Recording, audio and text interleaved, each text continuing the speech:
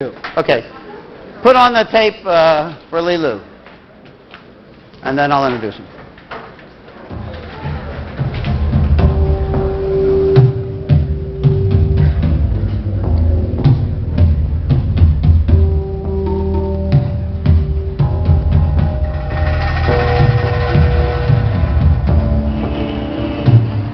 When the news came from Beijing about Tiananmen Square, I was studying at Nanjing University, so it was about 1,000 miles away from Beijing.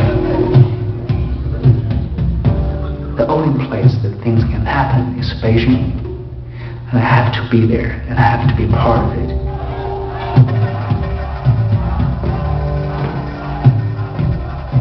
In 1989, a lot of people have gone through the same sort of thought. Have gone through the same kind of determination to make up their mind to go to Tiananmen Square, to stay there until the very end. The world probably will never forget the image of a young man standing alone in front of a column of tanks. I think what the world also should remember is that there was an entire generation standing behind that young man.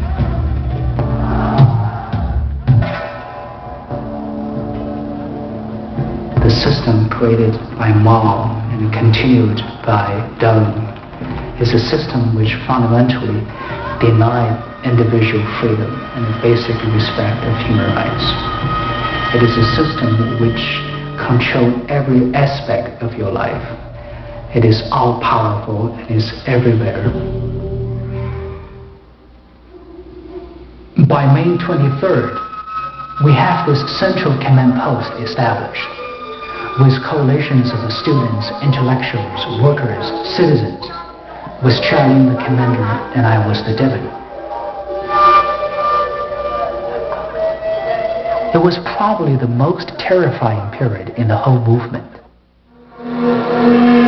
Towards the end of May, there was a strong sense among the students that we're probably not going to have much chance of winning.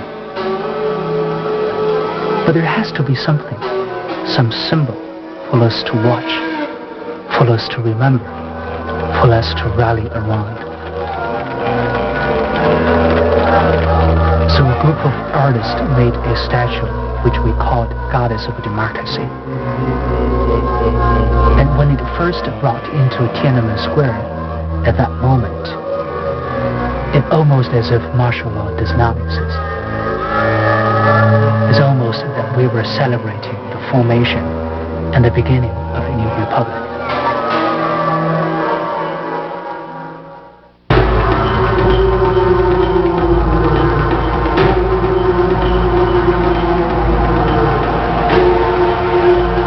The people tried to block tanks and troops on the edge of Tiananmen Square.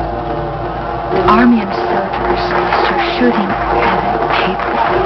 We thought there must be plastic bullets that couldn't be real, until we see people just dying next to you.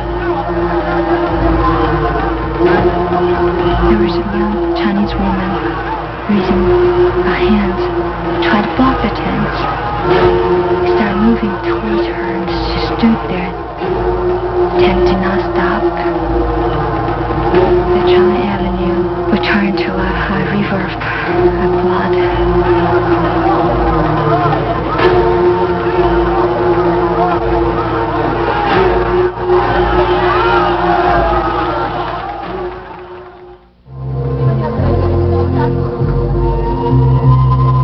When I think of my life so far, through the confusion of memory and emotion, of hope and fear, the image keeps coming to me of an old Chinese legend I first heard when I was 10. At a time when the darkness of the Cultural Revolution was just beginning to lift. A long, long time ago, there was an old man with his children living in a mountain village. They lived a very happy life, with only one big problem. They have to climb over a big mountain to go to the field every day. So one day, the old man decided to move the mountain. With his children, they began chipping away pieces of rocks every day at the foot of the mountain. A wise man passed by and asked him, "How can you possibly think you can move the mountain?" The old man said, "Probably I won't. But you see, I have children. My children would have children, and they will continue, and the mountain will be moved." Tiananmen Square is just another attempt to move the mountain. Maybe we failed, but we have not given up, and the mountain will be moved.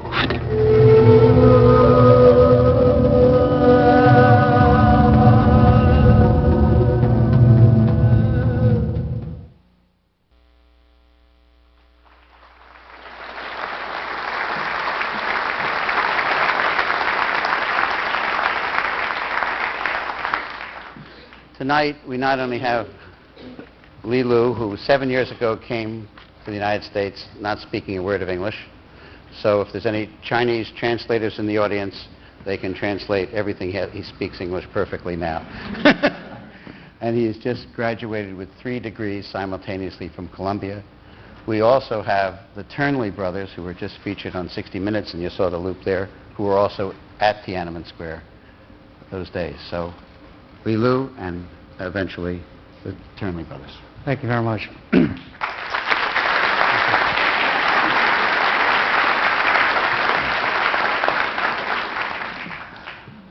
Well, we just learned that Deng Xiaoping is dead 2 days ago. A sad chapter of human history is closed.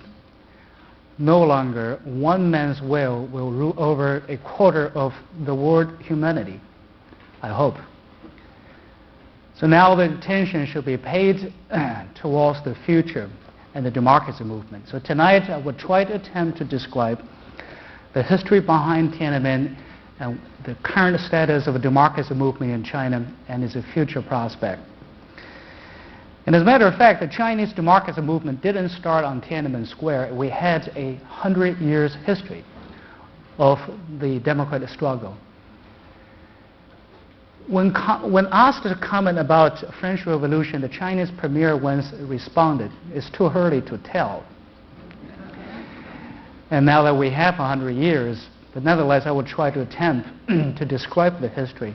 Starting from 1895, start with the constitutional movement until 1989, Tiananmen Square. Now, 2 weeks ago, China just celebrated the Lunar New Year. And as you know, I mean, we'll have somebody talk about the millennium earlier, but as you know that for us, this past year marked 85 years in our history. And for the most part of that full 5,000 years, as Edward reminded us yesterday, China was one of the most successful and a powerful civilization history ever witnessed. And it remains that way for the most part of the past 5,000 years, maybe perhaps until recently. And also, as Edward observed, as much as successful it is, it never felt the internal drive to change itself. And as we also observe in history, that extraordinary success often contains the seed of an extraordinary failures. And nowhere can this be more true than that in China. And all of those glory will come to a halt in 1842, when the British first defeated China in the First Opium War.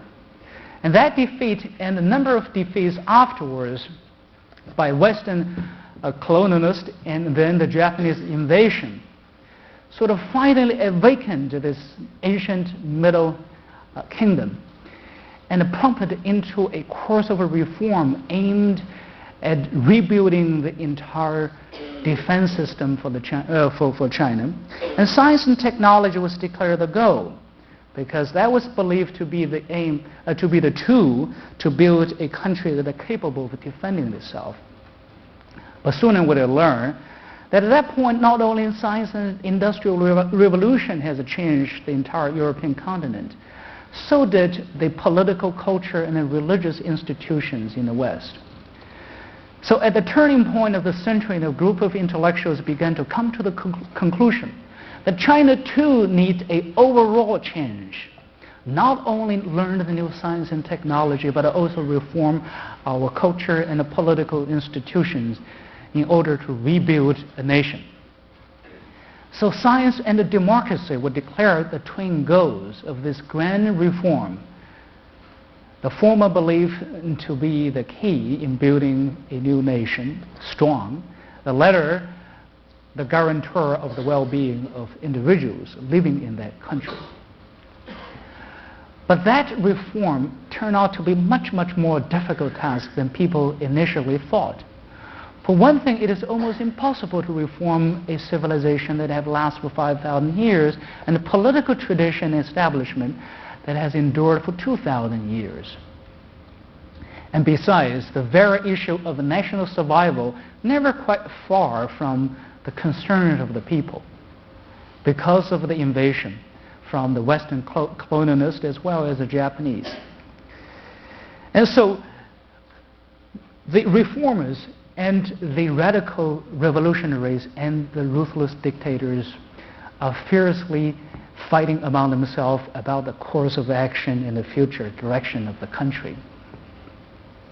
The reformers warned that to change such a civilization, you just can't use violence, and it must be a gradual process.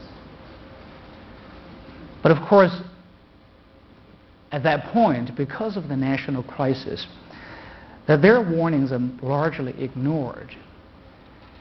And they say that if you use violence, they can only at most replace one dictator with the other. None of their teachings adopted, but almost all of the warning proved to be true.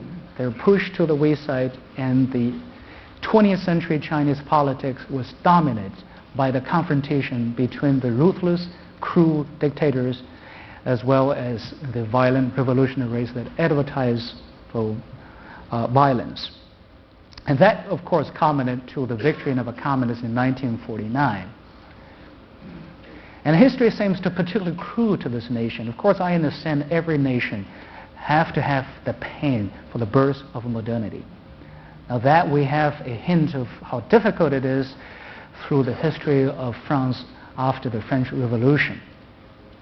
And indeed it took another two cruel wars in Europe before European continent and this civilization finally arrived some degree of order with certain degree of congruence and a sense of justice among the nations. But in China it's just cruel. After this grand transformation, what we end up is something even worse, a totalitarian regime never known even to Chinese political tradition. Tens of millions, if not hundreds of millions people died, killed, or starved for just that. And now 100 years after that, the beginning of the democracy movement, 7 years after the crackdown of the Tiananmen, it seems to us once and again we come back to where we started. On the one hand, we have this political dictatorship, unyielding, and continue to be extremely oppressive. At the same time, the social tensions began to build up. 100 million peasants were floating between the countryside to the city looking for jobs, increasingly losing their patience and angry at the government. The communist ideology is bankrupted. The political system is grossly inadequate, ineffective, corrupted. There's really no legitimacy to the government, and yet it violently resists any sign of alternative. The dissidents losing their patience. People are increasingly disadvantaged people, increasingly turn into root of a revolution. What is the future? Especially after the death of Deng Xiaoping, it has become a particularly relevant question to us. But also, let me just also pause for a moment to think about the changes that is occurring, not only in China but all over the world, from Tiananmen Square in China to Red Square of Moscow, from Berlin to Prague, from South Africa to Middle East. The past 7 years perhaps witnessed history's greatest victory in a freedom struggle against despotism of all kinds. Never before we see freedom marching with such unstoppable forces at such a dramatic pace. Never before we see so many people liberalized from dictatorship into free society. So this also is the age of a great spirit of revolution and great possibilities. We have witnessed changes we never witnessed 7 years ago. We can't imagine that.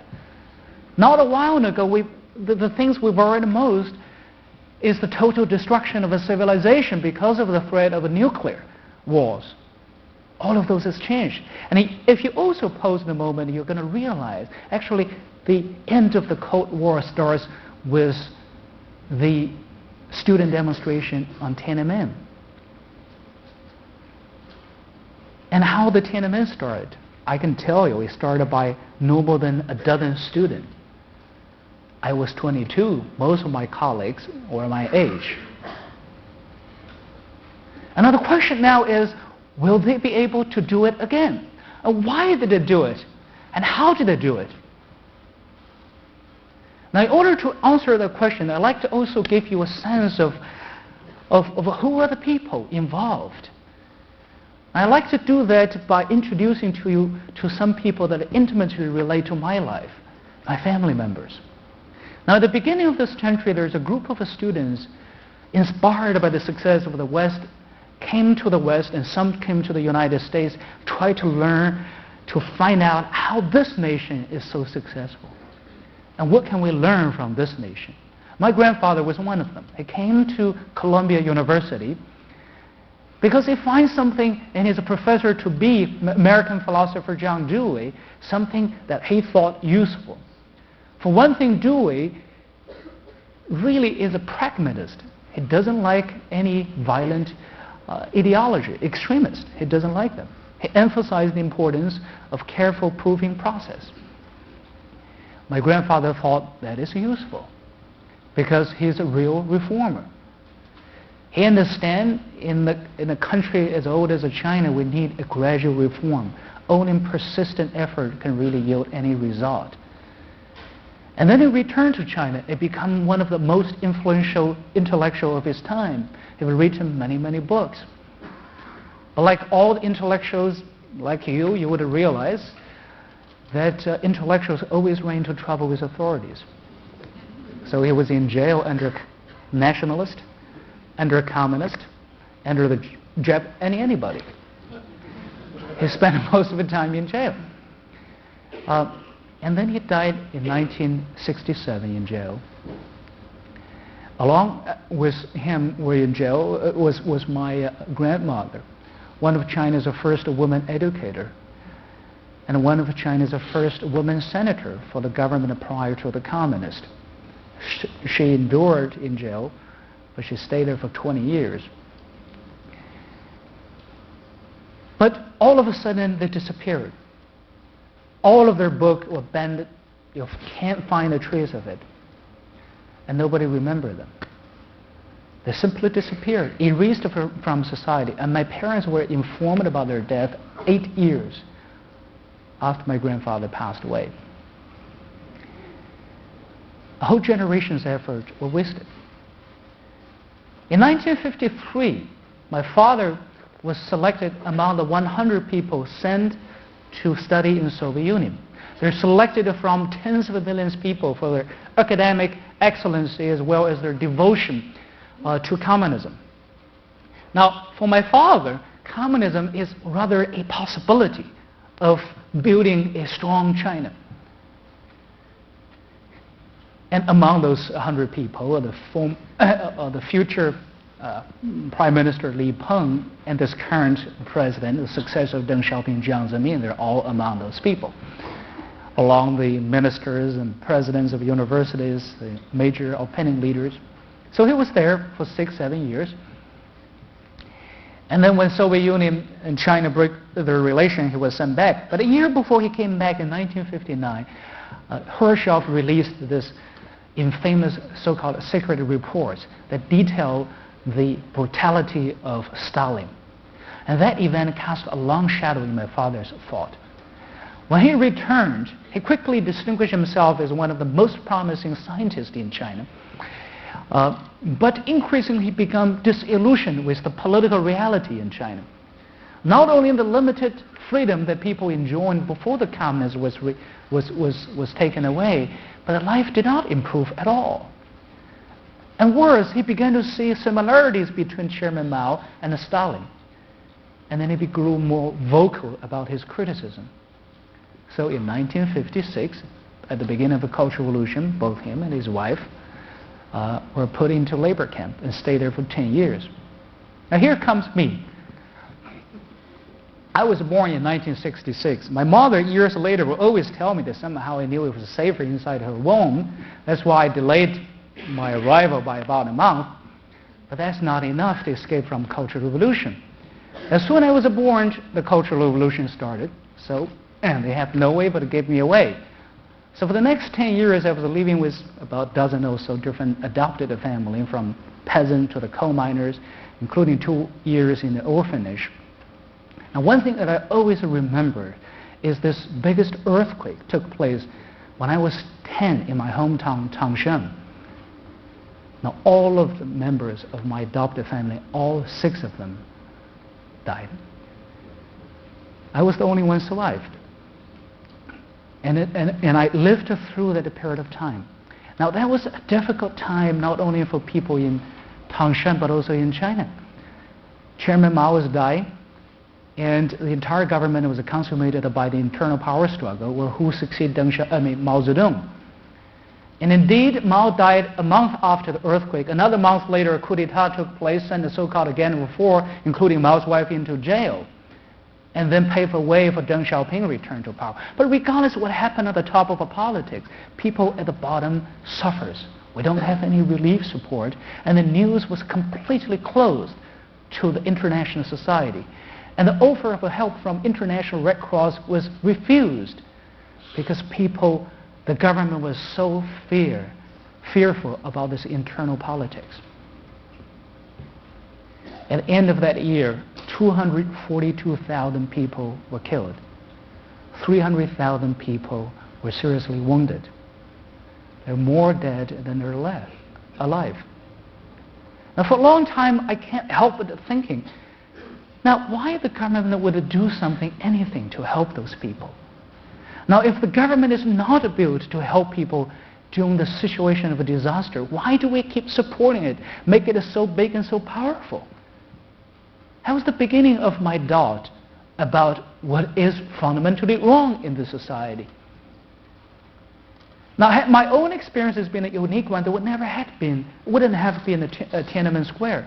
Indeed, most of people of my age, my generation, the generation of Tiananmen, went through similar experiences. We were born during the Cultural Revolution, the darkest time in modern history, in which hundreds of millions of people were persecuted for nothing other than being a normal human. And then when we grew up, China's door all of a sudden opened to the West. Now, through the open door, we began to glimpse the possibility of a new life, free, independent, prosperous. And so for the first time, we see something our parents and grandparents never had the opportunity to see that. We see the differences. And while enjoying the fruit of this new life, we began to seriously doubt about the ideology that supported the old life, that marked by fear, slavery, and poverty.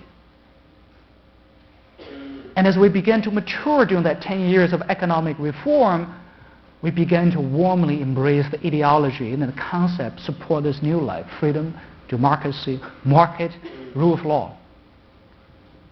Now all of a sudden you have a new generational change. And this generation coming of age when we courageously declared our independence on Tiananmen Square. That is really the whole idea of Tiananmen Square. It's a generational rebellion against a new generation infused by the longing of a new life, against this generation of old leaders that have survived the Civil War and fought a bloody war to come to power, now claimed onto the power at all cost. That was the essence of Tiananmen that was captured by that picture. Now, but of course, at the beginning, we know we're fighting an impossible fight. I mean, we're in our early 20s. What do we know? What do we have? And we're fighting against one of probably the most powerful government, with 3 million soldiers, 60 million party members, and a record of extreme brutality. And a propaganda machine so capable that as soon as you begin to stand up, fight against them, you will be erased. You will not even die as a hero. You will be erased from society. Nobody would know anything about you. Just like my grandfather simply disappeared. Ask Chinese, who is Dr. Zhu Zhixian? Nobody knows about it. Yet at one point he was one of the most influential intellectuals in China. Nowhere you will find his books. Now, what is our salvation? The alternative is a permanent slavery. They created this dictatorship so that it's always a situation of one individual against the government, because you can't talk to other people. As soon as you begin to talk to other people, they would have to come to you, and you will be reported. And the country is ruled by fear.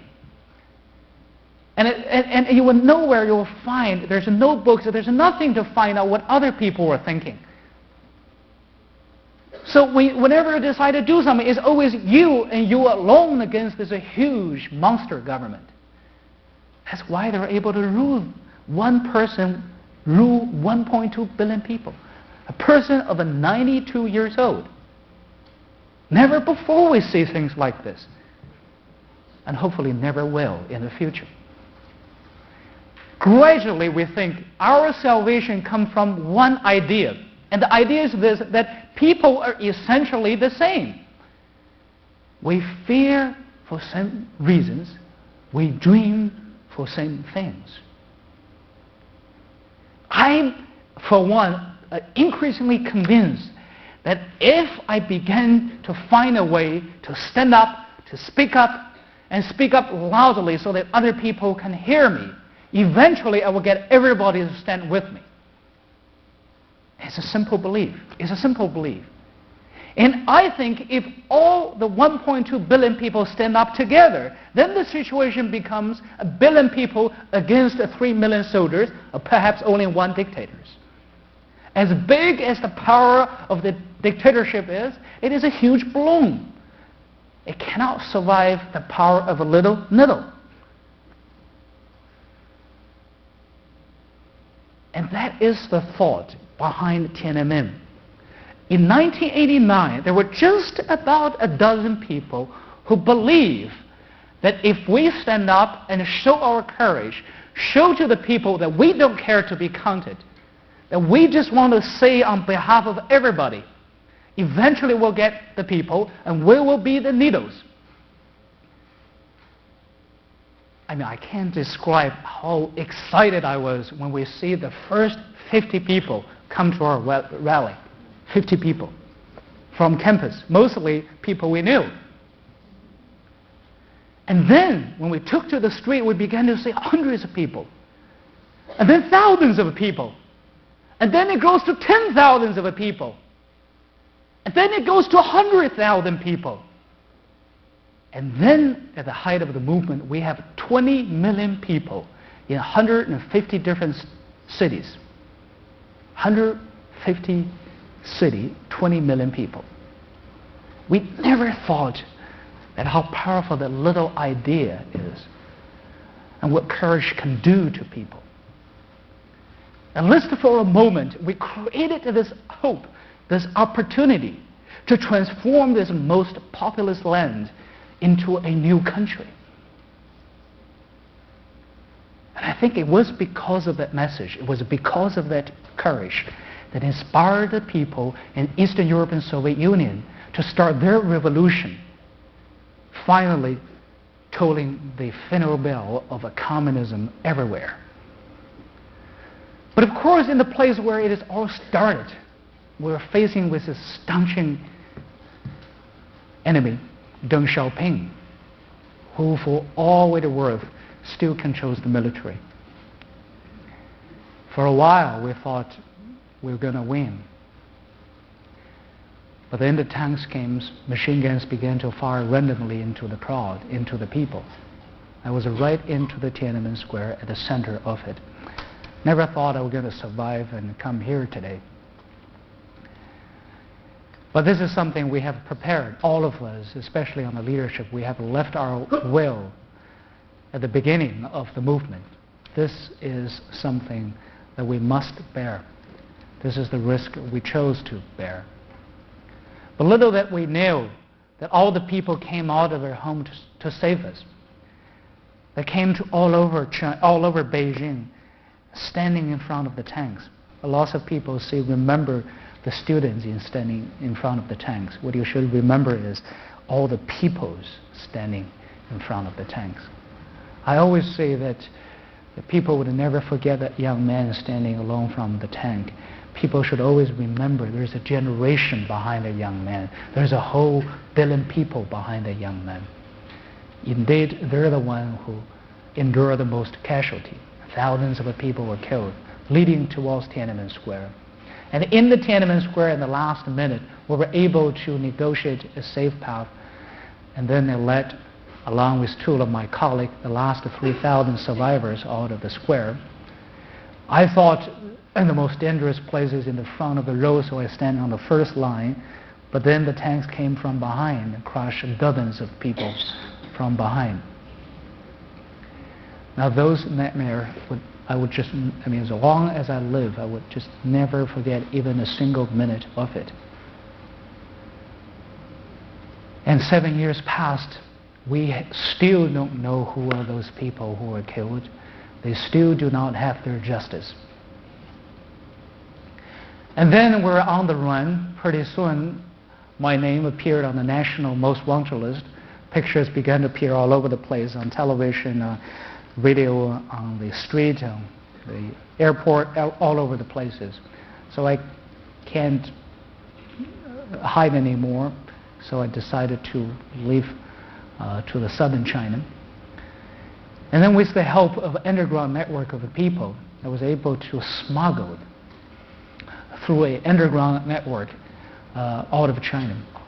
It was a very, very difficult and dangerous journey. And for times I thought we could never be able to do it. And in the end we did it. I don't know how we did it. We finally survived just narrowly. And since coming out of China that I began to really at one point doubt that whether we can actually ever accomplish what we want to do. We have so much hope and we have done so much. I think we give all we have. I think probably the most precious thing for you is life. We give it in order to fight what really we think sort of something worth of living. I still remember one of the sentences in our manifesto is this, that we are now summon our courage that enable us to face death, to fight for a life that is really worth of living. And we did it. And yet, in face of tanks and machine guns, we're so powerless. We're just so powerless. So I was so depressed for years. And then I become a student. And then this last May, I was declared by the president of Columbia University to be, I was surprised, I didn't know this, to be the first person ever in the history of the university to ever graduate from 3 degrees. And I was talking about something. And people say, are you crazy? What are you doing? I think probably a little bit crazy. I never thought I want to be a lawyer. Never want to use all of this stuff. But I did it. And I said that in a speech. I said, I did it for one person. I did it for my grandfather. He's always a mystery to me. He's always a mystery. When I first reunited after the Cultural Revolution with my family, that was the first time I knew I even had a family. Not only have a parent, I have a grandparents. And that grandparent is such a mysterious figure. He actually been to America and studied and get his PhD. And once upon a time, supposedly, is a very famous writer. And he died in jail, and nobody knows about him. And I tried to go look for the library, and nothing, absolutely nothing. But I was fascinated about him. There's something about him just fascinated me. And so I find from some of the surviving letters between him and my father talking about different things. And the more I read about him, the more that I want to know who this guy is. And finally, my grandmother gave me some manuscript and some book that she preserved. And as I read about him, the more I read, the more fascinated I become. So one summer, when I was in high school, I made a trip to Beijing, and after many difficulties, I find a prisoner guard who supposedly is the guard of my grandfather during his last days. And the guy was already pretty old, and his memory began to fail him. And after a while, he said, "Oh yes, no, I know who you're talking about. You're talking about that madman." Oh, he's completely mad. He's a full iris with a pair of glass, obviously. And he said, "Well, he's completely mad." I said, "Why is he mad?" "Well, he's always doing push-ups, you know, as a full iyer doing push-ups. And worse, I asked for cold water every time he was interrogated and beaten up. And he always tell anybody, you know, anybody who was willing to listen to him, if nobody wants to listen to him, he will murmur to himself that he want to compete with Mao Zedong to see who live longer. Oh, he's completely mad. And of course, he died in 1967, when Mao's reputation was at its peak, not only in China, but all over the world. All over the world. In America, too. And he died, nobody knows about it. His family learned about his death 8 years later. But somehow that image about that old man, 4 hours, old intellectual, doing push-up, murmur to himself that he wanted to compete with Chairman Mao to see who live longer, somehow stays in my mind. And never quite figure out exactly what it is until a moment at the end of May. And Peter and David, you were there, you remember. What a huge crowd. There are millions of people filling the square. I was at that time already become a major student leader. I was standing in the center of Tiananmen Square, addressing a huge crowd. There must be at least 500,000 that day. And directly facing me was that huge portrait of Chairman Mao, which, by the way, still hangs there today. And I was talking to this crowd passionately.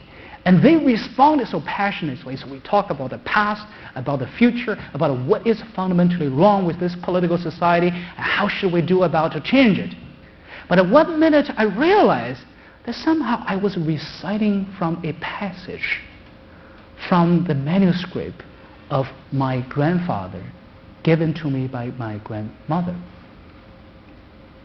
All of a sudden, there's some thought occurs to me.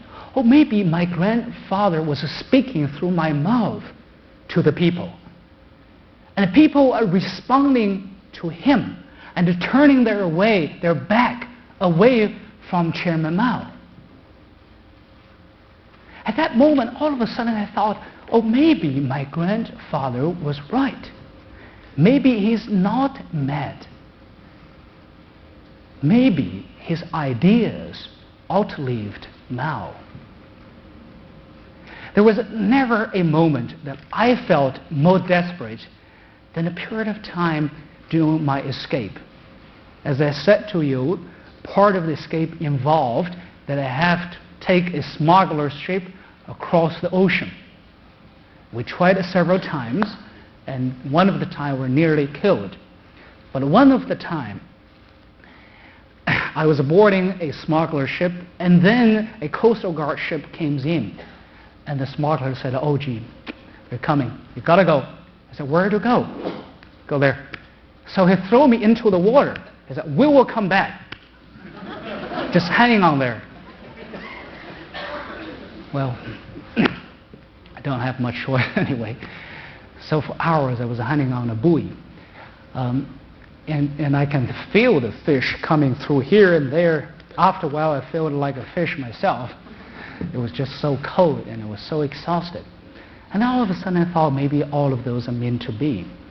You know, I always, remember this story that a captain never survived a sinking ship. He should have sank with the ship. All of a sudden, I realized all of my colleagues, maybe some of them came to Tiananmen Square after what I said. Lots of them had died. A dream was crushed. There was no future. Why should you survive? Maybe this is a noble end. I was just about to let it go. At that point, all of a sudden, for whatever reason, I thought about my grandfather once and again. I thought how he would think in that situation. I thought about the image of that old intellectual doing push-ups there, murmuring to himself. I said to myself, if he can compete with Chairman Mao to see who live longer, maybe I can compete with Deng Xiaoping to see who live longer.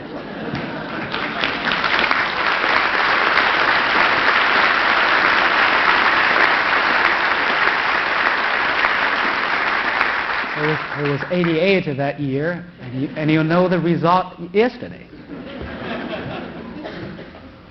So that thought really really saved me.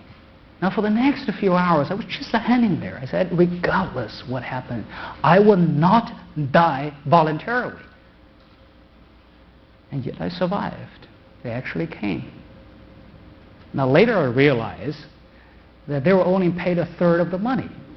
They need to collect the other third by delivering a body, dead or alive.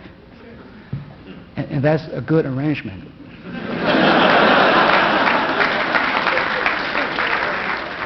So I decided I want to go to Colombia. I want to go to where my grandfather is. I want to do something special. When I went there, Peter and David knew me from back then, and when I first came out, I don't speak a word of English. We can't communicate at that time. I said, I want to learn this damn language. I want to distinguish myself academically. I want to find a way to say thank you, my grandfather. I want to do it in a way that the president of the university would give me a chance to speak at my graduation. So that's why I choose to be, doing this one just crazy, completely crazy. There's no use. But I thought at that moment, I give a good gift to my grandfather. Now, one person may not really change at all. It's just one person. He disappeared. He was erased. And he was never much a leader. But to me, that he represents the ultimate definition about life. What kind of a life you want to live? And that is the life that I want to live. That is the life I want to live. So are we fighting a hopeless fight? Maybe. Maybe. Now, so people would say to the dissidents in Soviet Union, people would say to Mandela, people would say to Václav Havel and Wałęsa. Now those are the success examples. So they would say to people like my grandfather who never see the result of it. But I believe the real meaning of a life is in the process of life, not necessarily the result of it. So look at China now. I'm actually hopeful, optimistic. Now I think the leadership has more problem than I do. Now all the problems that prompted Tiananmen Square are still there. In many incidences, they get worse. Inflation runs as high as 20% in recent years. The real unemployment runs as high as 17% in the city, 33% in the countryside. 100 million people floating from the countryside to the city every year. Social crimes and disparity of income has reached a proportion of, alarming proportion. And the combination of a political dictatorship and a free market economy produce only the opportunity for trade between power and money. And that's why systematic corruption, institutionalized corruption, has become an epidemic. Nobody can cure it. ideology, communism, is bankrupted. The political system is paralyzed. And the new leaders does not even have the military support the way that Deng Xiaoping and Mao Zedong had. So the only way for them to continue to lead China is to gain their much needed legitimacy and a mandate to govern, especially after Deng Xiaoping. Where do they find it? They have to find it through reconciliation with this new generation of Tiananmen by reversing the official verdict on June 4th massacre. They must do it. Otherwise, this generation of Tiananmen, they're now in their 30s. They begin to enter into leadership roles across society, from government to academic, from private entrepreneurship to state enterprise. In another 10 years, they would have come to dominate every aspect of Chinese life.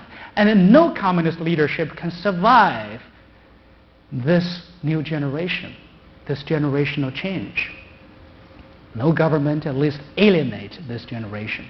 So I would predict the death of Deng Xiaoping signaled the beginning of the era of a generation Tiananmen, and that is the fundamental political reality. Besides, look at the new technology.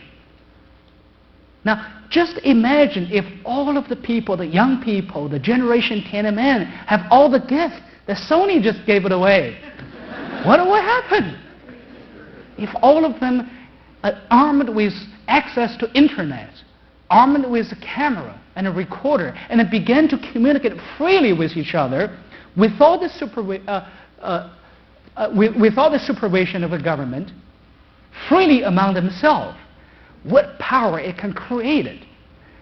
It may not need to risk your life to communicate with people next to you about what you really think about things. You see, that's why I believe this whole revolution of communication and technology and the internet would have given so much power of that 1.2 billion people. And the change of that generation, of that country, would have fundamentally altered the face of the earth and would revitalize this ancient civilization, give it much needed creativity, and entering into a new century, a new millennium. And it is with your help, especially those people who know those technologies, that we will move this mountain in the end. Thank you.